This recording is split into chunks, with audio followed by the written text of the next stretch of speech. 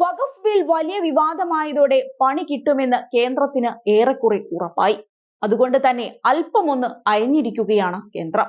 വിവാദമായ വഖഫ് ബിൽ 2024 സംയുക്ത പാർലമെന്ററി കമ്മിറ്റിക്ക് അയക്കും. പാർലമെന്റിൽ ഭേദഗതി ബിൽ അവതരിപ്പിച്ച കേന്ദ്ര ന്യൂനപക്ഷകാര്യ വകുപ്പ് മന്ത്രി കിരൺ റിജിജുവാണ് ഇക്കാര്യം വ്യക്തമാക്കിയത്. ഒരു സംയുക്ത പാർലമെന്ററി കമ്മിറ്റി രൂപീകരിക്കുക, ബിൽ വിശാലമായ പരിശോധനയ്ക്കായി റഫർ ചെയ്യുക, ബില്ലിനെ കുറിച്ച് വിശദമായി ചർച്ച ചെയ്യുക, കൂടുതൽ ആളുകളെ വിളിച്ച് അവരുടെ അഭിപ്രായങ്ങൾ കേൾക്കുക. ഇതിനായി ബിൽ സംയുക്ത കമ്മിറ്റിക്ക് കൈമാറുന്നു. ഭാവിയിൽ ഞങ്ങൾ അവരുടെ നിർദ്ദേശം തുറന്ന മനസ്സോടെ കേൾക്കുമെന്ന് റിജിജു പാർലമെന്റിൽ പറഞ്ഞു.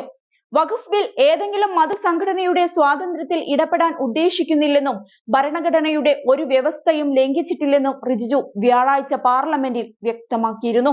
നിലവിലെ വഖഫ് നിയമത്തിന്റെ ഉദ്ദേശം നിറവേറ്റുന്നില്ലെന്നും അതിനാലാണ് ഭേദഗതി ആസൂത്രണം ചെയ്തതെന്നും ലോക്സഭയിൽ ബിൽ അവതരിപ്പിക്കുന്നതിനെ ചൊല്ലി നിരവധി പ്രതിപക്ഷ അംഗങ്ങൾ ഉന്നയിച്ച എതിർപ്പുകളോട് പ്രതികരിച്ചുകൊണ്ട് അദ്ദേഹം പറഞ്ഞു. നിങ്ങൾക്ക് കഴിയാത്തത് നേടാനാണ് ഈ ഭേദഗതികൾ കൊണ്ടുവന്നത്. ഇക്കാര്യം കോൺഗ്രസിനോട് പറയാൻ ഞാൻ ആഗ്രഹിക്കുന്നുവെന്നായിരുന്നു അദ്ദേഹത്തിന്റെ പ്രതികരണം. അതേസമയം കേന്ദ്ര സർക്കാരിന്റെ നീക്കത്തിനെതിരെ വലിയ പ്രതിഷേധമാണ് പ്രതിപക്ഷ നിരയിൽ ഉയർന്നത്. ഇത് മതസ്വാതന്ത്ര്യത്തിനു മേലുള്ള കടന്നാക്രമണമാണെന്നായിരുന്നു KC വേണുഗോപാൽ പറഞ്ഞത്. ഈ ബില്ല് ഭരണഘടനയ്ക്കെതിരായ അടിസ്ഥാനപരമായ കടന്നാക്രമണമാണെന്ന് KC തുറന്നടിച്ചു.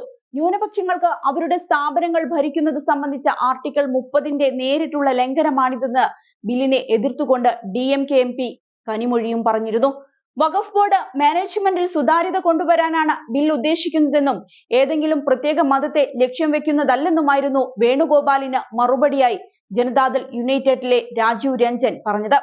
ബില്ലിനെതിരെ മായാവതിയും രംഗത്തു വന്നിരുന്നു. മസ്ജിദുകൾ, മദ്രസകൾ, വഖഫ് എന്നിവയുടെ കാര്യങ്ങളിലെ ശക്തപരമായ ഇടപെടൽ രാജ്യത്തിന്റെ ഭരണഘടനയ്ക്ക് വിരുദ്ധമാണെന്ന് അവർ പറഞ്ഞു. പാർലമെന്റിൽ അവതരിപ്പിച്ച വഖഫ് ബില്ലിനെ കുറിച്ച് ഉയർന്നു വന്ന സംശയങ്ങളും ആശങ്കകളും എതിർപ്പുകളും കണക്കിലെടുത്ത് ഈ ബില്ല് മികച്ച പരിഗണനയ്ക്കായി സഭയുടെ സ്റ്റാൻഡിംഗ് കമ്മിറ്റിക്ക് അയക്കുന്നതാണ് ഉചിതം. ഇത്തരം സെൻസിറ്റീവായ വിഷയങ്ങളിൽ സർക്കാർ തിടുക്കം കാണിക്കാതിരുന്നാൽ നന്നായിരിക്കുമെന്നാണ് മായാവതി എക്സിൽ കുറിച്ചത്. 40ലധികം ഭേദഗതികളോടെ പുതിയ ബിൽ 1995 നിലവിലുള്ള വഖഫ് നിയമത്തിലെ വഖഫ് ബോർഡുകളെ നിയന്ത്രിക്കുന്ന നിയമത്തിലെ നിരവധി വകുപ്പുകൾ റദ്ദാക്കാൻ നിർദ്ദേശിക്കുന്നതാണ്.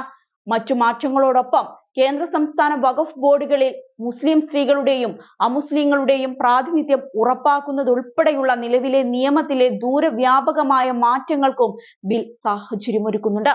കേന്ദ്ര വഖഫ് കൗൺസിലിന്റെയും സംസ്ഥാന വഖഫ് ബോർഡുകളുടെയും ബോർഡുകളിൽ കുറഞ്ഞത് 2 സ്ത്രീകളും സംസ്ഥാന തലത്തിലുള്ള വഖഫ് ബോർഡുകളിലേക്ക് സംസ്ഥാന സർക്കാർ നിയമിക്കുന്ന 2 അമുസ്ലിം അംഗങ്ങളെങ്കിലും ഉണ്ടായിരിക്കണമെന്നാണ് ബില്ലിൽ പറയുന്നത്.